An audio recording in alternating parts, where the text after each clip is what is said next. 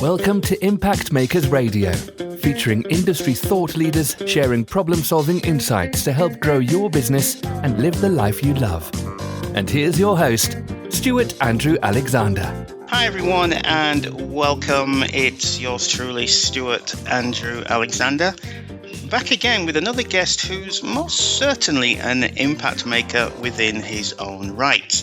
And we're going to find out just why in a few short moments. But first, let's take a quick minute to introduce him to the show. Now, my guest today is Rob Brown, global networking expert, CEO and founder of the Networking Coaching Academy, the world's #1 online business networking training platform, which helps people build and leverage powerful networks for more business, referrals, and career profile. Now, Rob is a best-selling author of the book How to Build Your Reputation, and is the world's most recommended networking expert on LinkedIn. He is a fellow radio host with the Networking Giants radio show podcast, which features experts all over the world on topics such as trust, referrals, likability, gravitas, networking, and reputation building. Now, this guy knows all about building the high-level connections you need to be successful in your career and your business. And he's here today, ladies and gentlemen, to talk to us about some of the problems, some of the obstacles, misconceptions, pitfalls, and even some of the fears surrounding the individuals and organizations he has a passion around helping the most. So, with that said, let's bring him on and listen to what he has to share with us today. So, Rob, are you there? Welcome to the show. Stuart, my whole life's been building up to this point. What a privilege and an honor. It doesn't get any better than this. Then we're in the same boat then, Rob. I've done my research, seen you online. I'm like, who is this James Bond looking guy all the way from Nottingham? Keep talking and talk slow. That's wonderful. And what a great build-up as well. It's much appreciated. You're so welcome, Rob. You're so welcome. Anyway, listen, let's get the focus back on who's the most important person here, which is our listeners. So briefly, in your own words, Rob, just describe who is your perfect prospect, or in other words, who is it that you help? Well, if you think about who needs to network, it's pretty much most people, but networking can be divided into two main objectives. So it's people who need to build and leverage powerful networks and connections for either more sales, clients, and business. You know, the people that are customer facing, they've got to generate growth. They've got to bring in new customers and clients, and networking is often a good route to market for them. Or it's the people that don't necessarily have sales targets, but they've still got to raise their profile, they build their reputation and enhance their career options. These could be professionals, corporate executives, top talent leaders, people like that. So we divide it into those broad streams, and that could be, it could be bankers, accountants, lawyers, it could be corporate executives, it could be entrepreneurs, but they generally have either a sales focus or a profile challenge. Okay, Rob, so when you're out there doing what you do best, can you please share 2 to 3 of the most common obstacles that you find prevent the people you help the most from achieving their desired networking outcomes? That's a great question, isn't it? And there are so many. And networking's not taught, is it really? We don't learn networking on the job. It's not part of a university curriculum. It's not really part of a professional accreditation. We don't really go on training courses. There are plenty of gurus out there, and I interview them a lot on my show, but probably the biggest challenge is an ignorance of networking. It's a big obstacle, isn't it? Because people don't know quite what networking is. They've got this misapprehension that it's a dark, mysterious art or some weird science. And because they don't know what it is, they don't know how to do it properly. So they're scared of it, they're fearful of it. That's a big obstacle. Another reason why they're challenged by the whole networking thing is that they lack confidence. So competence brings confidence. If you're good at something, you'll know this, Stuart, if you're good at something, you're more confident doing it. When you're doing your show, when you're in the zone, you've done it so many times now, you're really confident doing it. Because people don't have the education, they then lack the confidence. So this is another obstacle. They walk into a room, they don't know what to do and say. They don't know how to network in the right way, get to the right networking events, talk to the right people. So competence breeds confidence. Let's just quickly move on, because I just want to talk with you about some of the misconceptions that you come across while you're out there. Now, in terms of the people who you work with, those who are wanting to pursue their goals of networking in the right way, can you just share 2 or 3 popular misconceptions that prevent people from going about their networking in the right way? Sure. The 2 biggest misconceptions people have about networking is that, firstly, they think they can be successful without a network. They think they can do it on their own. They rely on their own skills, their own efforts, their own talents. But really, who has achieved anything in life without the help of other people? We have this independent streak where we think we can do it all, but the ability to lean into people, to ask for help and advice, to tap into the right resources and support, to get the right customers and clients and advocates and mentors and everything else, we need other people. So if you think you can do it by being anonymous or do it on your own, that's a big misconception. You need a network. You need people that will open doors for you and make it happen. The second one, I think, is that people think networking is not coachable. They have this idea that networkers are born and not made. They say, I'm not an extrovert. I can't work a room. I'm not life and soul of the party. And that's for those other charismatic people. But you know what? Introverts can be great networkers. Introverts talk less, they listen more, they ask great questions, they follow up, they're really organized, they explain themselves well, they talk when they have to. And often it's the extroverts that don't get much business from networking. They can be great face-to-face and very engaging and tell a great joke, but they don't often follow up properly. They're not particularly strategic. So it's the people that think it's not coachable. Networking is 100% coachable. There's different ways to do it.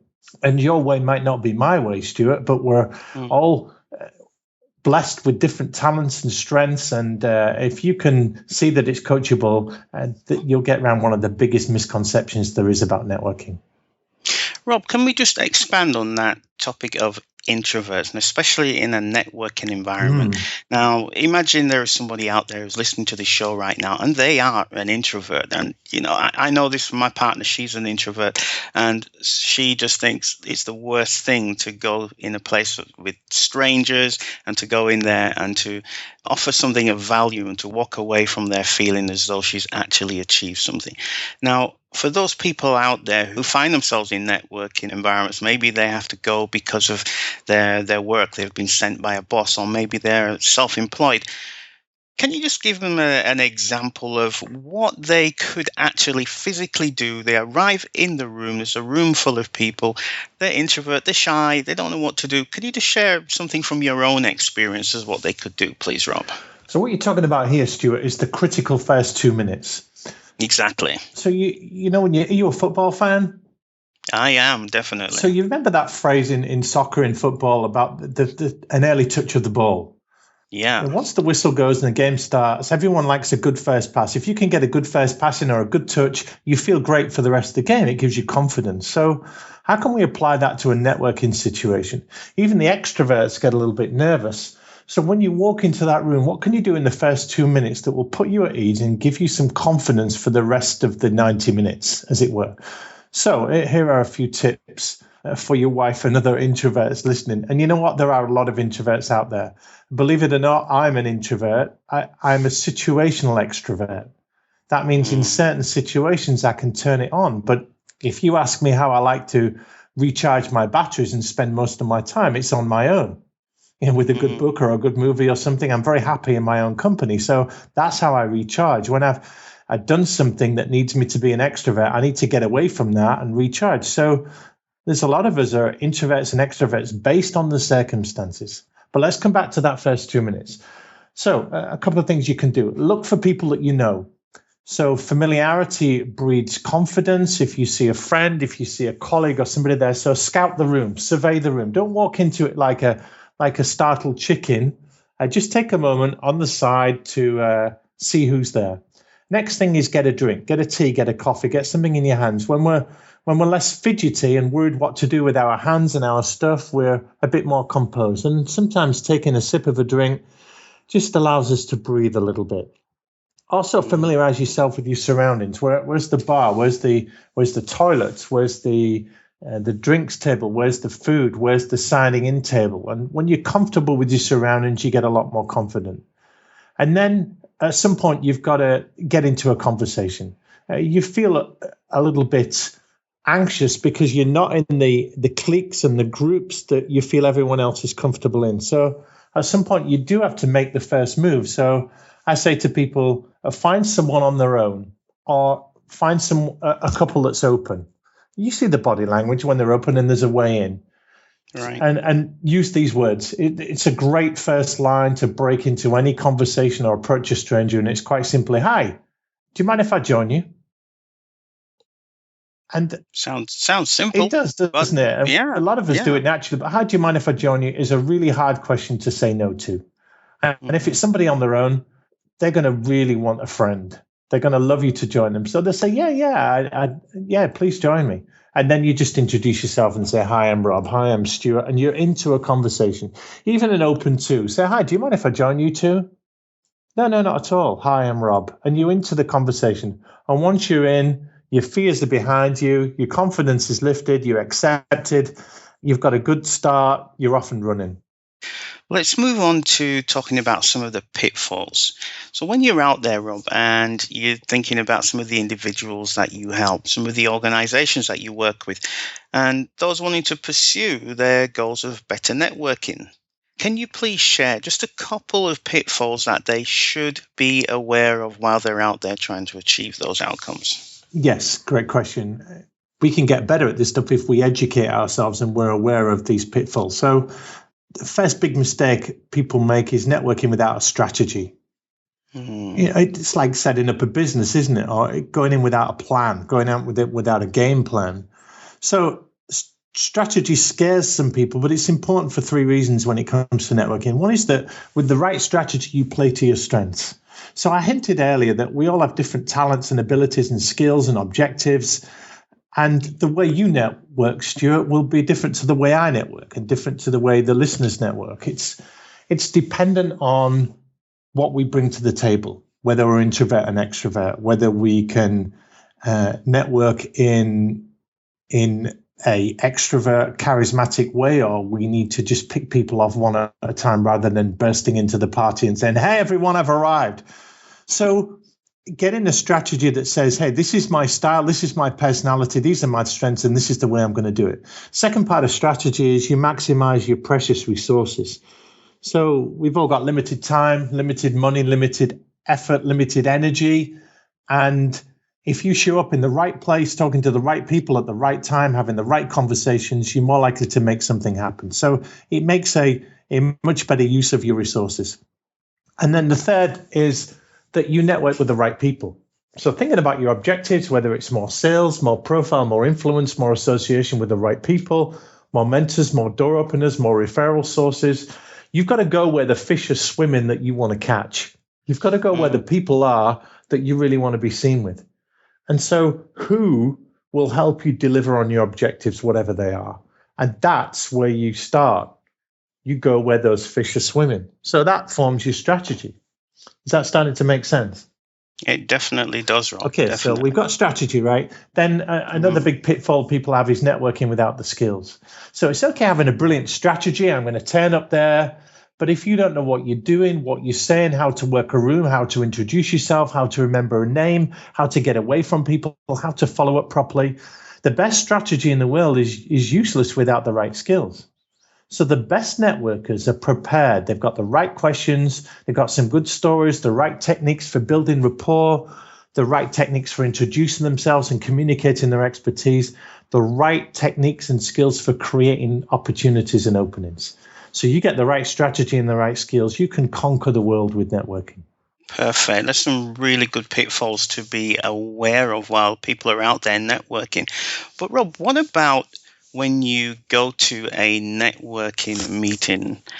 Isn't it a good thing just to want to sell to people when you go there? Yeah, you try that one. See how far you get. Let's crush that pitfall right now. Let's make people aware of that one. Well, I'm sure people are not stupid. Yeah, there are a few naive ones out there that the first thing they want to do is thrust a business card into your hand and tell you how great they are and how much better your life would be if they were in it. But let's not be that person. Let's not be that guy. If we are selling anything when we're networking, we're selling ourselves. I read a great book early on in my networking career, and I saw this quote. I can't remember who said it now, but it was that networking and selling are like oil and water. They both belong in your financial engine, but we put them in separate containers. Love it, love it. So we are selling when we're networking, but what do you suppose is the only thing that we're selling? Ourselves. Ourselves, quite right. Yeah, sure. You're selling you. If people buy you, they'll buy everything else that you stand for.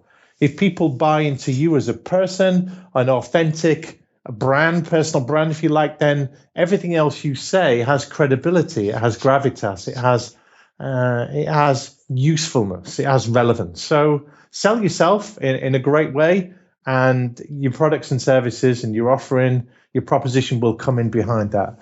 So that's a big fear, I suppose, is how do I sell myself? But can we look at a couple more fears that stop people from achieving their networking outcomes? Be my guest, Rob. Go ahead. So a fear of rejection is massive. People don't network because they're scared. They're scared of being rejected. What if people don't let me in? What if I've got nobody to talk to? So fear of the rejection is counterbalanced by getting certain on things. And the way to get certain is to up your skills and get your strategy right. We've talked about those.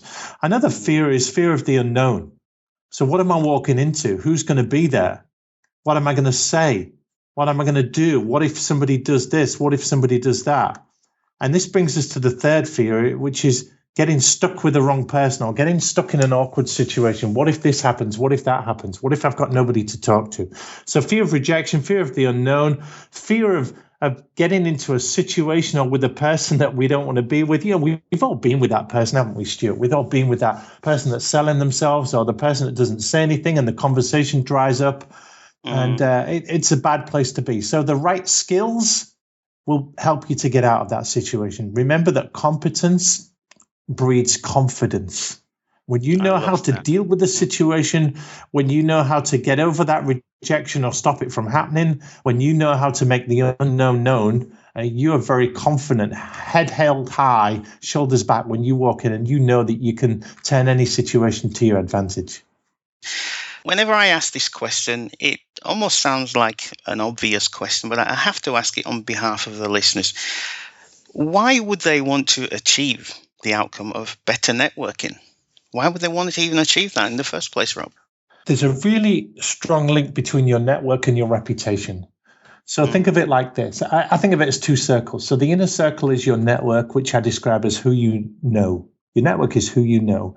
Wrap around that an outer circle. This is a model I came up with a few years ago. Wrap around that your outer circle, which is your reputation. So if your network is who you know, your reputation is who knows you. You can be really successful in life with a great network because a great network builds a reputation. The more people you know, the more people will know you and know of you. And your reputation is quite simply what people see, do, think, feel, and say when they come into contact with you or your name. So why would anyone want to build a great network? Well, why would anyone want a great reputation? A great reputation is critical to life, and the ability to build and leverage your connections is a critical skill for business life, for professional life, for corporate life, for personal life. And our reputation is the sum of who we associate with and what they say about us. So I found that without a strong network, business and life are harder. With a strong network, it helps you cut corners, you get things done faster, you get more business, more approval, more fast track, more buy-in to what you're doing, more engagement. A good network and an influential reputation cuts corners. And I sometimes shorten reputation to this soundbite, your REP, your rep, the reason everyone pays. And there's three things, Stuart, we want people to pay us. We want them to pay us attention, we want them to pay us money, we want them to pay us respect. And when your network is strong and your reputation is good, you will get all three of those things. Rob, let me ask you a personal question. Can I do that? Sure. Are you enjoying yourself on this interview? Does it sound like I am? It sounds like you're having a ball. Well, It really does. You go ahead. Tell me, how's this feel so far? Well, when you're talking about something that you're passionate about, everybody lights up, don't they? When they're in flow, when they're doing what they do best, I can detect a smile on your face too, because when you love doing what you're doing, you never work a day in your life. I don't know who said that, but it's so true. So I get to do this and you get to do this rather than us having to do it.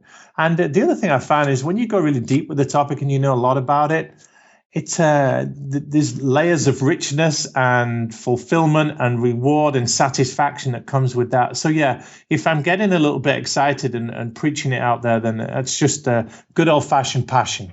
And make no apologies for that, Rob, because you're truly an educator and an advocate for the people who you work with.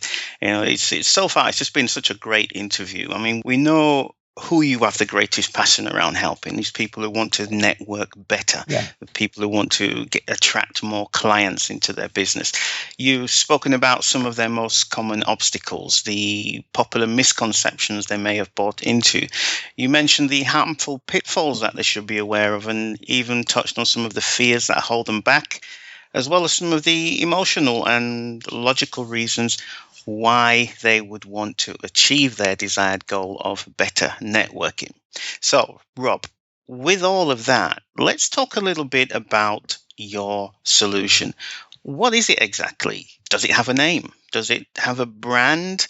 What made you come up with the idea, and what inspired you to help the kinds of people that you work with today? Now, I know that was 3 million questions in one sentence. Mm-hmm. So to sum it all up, just share a little bit about your backstory and how that links with what you do today, please. Well, backstory is an interesting question. Let me give you that in a few seconds. I used to be a school teacher, and great job, really rewarding. Did a few years in Hong Kong, a few years in the UK, and a few years in the States. But I wanted to get out of teaching and utilize my talents a lot more. And I ended up selling private medical insurance for a big healthcare company. And that cut my teeth on the world of networking.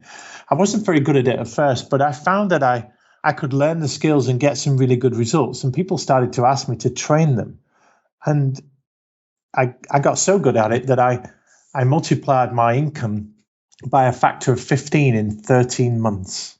Wow. Just by raising my game and getting skilled with it. And I then went into training people on networking, and I've been doing that for many, many years now. And I find that the biggest solution to being a poor networker is education.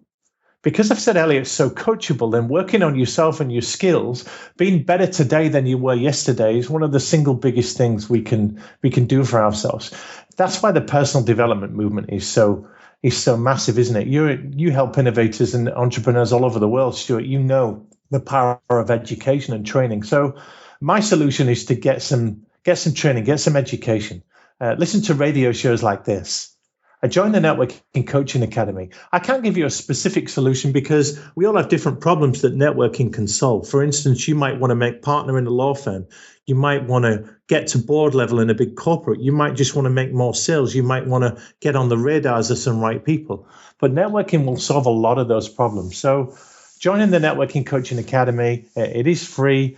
That gives people access to, there's 100 videos on there. There's 72 interviews with experts all over the world on networking and referrals and trust and building great relationships so that they can raise their game and be better than they were. A great bit of education goes a long, long way in this game. I'd also encourage people to take this other solution, which is the Networking Success Test. And this is a free test we've got which compares you to the world's best networkers. And it gives you a score so you can calibrate your networking skills. You can see where you need to improve. Is it walking into the room? Is it getting your strategy right? Is it working a room? Is it introducing yourself? Is it remembering names? Is it following up? Is it turning those business cards into business and opportunities? Whatever it is, you can upskill on it. And with the right education, you can work wonders. So my solution is to get some great training, some coaching, some education, and the Networking Coaching Academy is obviously the best place to start. Finally, Rob, if there is an individual or someone representing an organization, such as an HR director or an event organizer or an investor or a vendor or any other type of key business decision maker who is listening to this show right now, and they're thinking, this Rob Brown, he sounds pretty smart. He sounds definitely like he knows what he's doing, and they want to know more. Where can they find you, Rob? How can they connect with you? Thank you for asking. Networkingcoachingacademy.com is the hub for it all. And, we do get lots of inquiries for people that want to up their sales and train their sales team to generate more leads and more referrals. We also get a lot of calls from corporate organizations that are not sales-facing, but they want to build connected, collaborative workforces. They might work across countries and cultures and different offices. They might want to build networks within teams and just get people talking a bit more. So they're more innovative and competitive. So networkingcoachingacademy.com is the website, and I'm all over LinkedIn. Just search for Rob Brown, and I'm at the Rob Brown on Twitter and Skype. So in this modern connected world that we're in, Stuart, it's really hard not to find people that want to be found. And with a little bit of diligence and research, everyone should be able to find me. And I'd love to hear what they think of the show and the interview and how we can help them. Well, we'll certainly make sure that your contact details go alongside your show. So we've finally come to the end, Rob. Unfortunately, we don't have any more time. What a shame. We were just getting warmed up, man.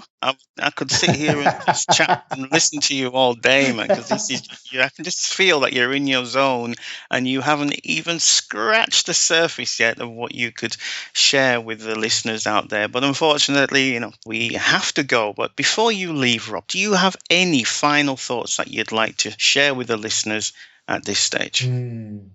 Plenty, of course, but let's keep this brief. Here are a couple of tips that people can do to raise their game. One is mindset. So see that networking is important because that will get you interested in it and working on it. But mindset to me means that you frame networking in the right way. If you look at a stranger as a friend that you've just not met yet, then you'll probably be more into meeting new people. Your best customer, your best client is probably still out there. Your best advocate, your best mentor is out there. They don't know who you are yet, but unless you're courageous enough to shake their hand or introduce yourself, I mean, who knows what lies on the other side of a great handshake or a courageous but nervous hello. So get your mindset right. Be more up for this. Confidence comes from the Latin word confidens, with faith. So it's you believing in yourself and saying to yourself, I'm really good at what I do. I'm worth knowing. I can add value to people's networks. I can make a difference in people's lives. People should know me. It's no good me sat on my chair in the office waiting for the world to come to me. Let me get out there. Let me start some conversations because from great conversations comes great relationships. And from great relationships comes great opportunities. But it starts with a courageous hello. So get the mindset right. Second thing I'd say to people in finishing is get your skills right. You can have all the confidence in the world, but if you've not worked on your skills, you're going to sound the same as everyone else. You're going to look the same as everyone else, and you're going to get the same results as everyone else. So you've got to be just a little bit better, a little bit different from your competition. You've got to sound confident. You've got to introduce yourself in the right way, be able to work a room, be able to handle a conversation, ask great networking questions. We've got all of these resources on the Networking Coaching Academy, but it starts with you making that pledge to say, I'm going to get good at this. And when you do, I promise you will. There's great stuff out there. And I'm sharing a lot of it every month in my monthly networking digest of all the best stuff all over the world. So get some great education, get your mindset right. You'll be absolutely flying. And I'm sure there's people listening that will end up on your show, Stuart, because they've really taken this to heart and changed the world. Man, Rob, please. Keep going. It don't matter. No, we have to go. We do have to go. Listen, ladies and gentlemen, you have been listening to Rob Brown, founder of the Networking Coaching Academy. He's from the UK, as you can hear from his very dark, sexy accent. It's based in the north, in Nottingham. That's the home of Robin Hood. Married to Amanda, lucky lady Amanda, and he's got two. You tell her that. Daughters. Yeah, she's a lucky lady. Amanda, if you're there, you're a very lucky lady. All right. hold on to him. Don't watch your back, because there's going to be lots of females listening to this show, Amanda. Anyway, he's got 2 beautiful daughters, Georgia and Madison. Plays 4 musical instruments, ladies and gentlemen. Hasn't even recorded an album of songs. He's a committed Christian, likes juggling, chess, backgammon, and milk chocolate. And get this, has a black belt in kickboxing. So whatever you do, do not steal that man's chocolates, or you will know about it. Rob, it's time to go. Thank you so much for your time. I know how busy you are. It's been a pleasure having you on the show. So with that said, would you just like to say a final goodbye to the listeners, Rob? It's been great, Stuart. My life is complete now. I can retire a happy man. I've done the Stuart Andrew Alexander radio show. Come on. There you go, another victim in the bag. That's it. God bless you all. And I'd say to people, don't just listen to this. Go and do something. Go and make something count here. To apply this, and that's where the benefits come, isn't it? Thank you for tuning in to Impact Makers Radio. To listen to all past, present, and future industry thought leaders and trendsetters, visit us at impactmakersradio.com.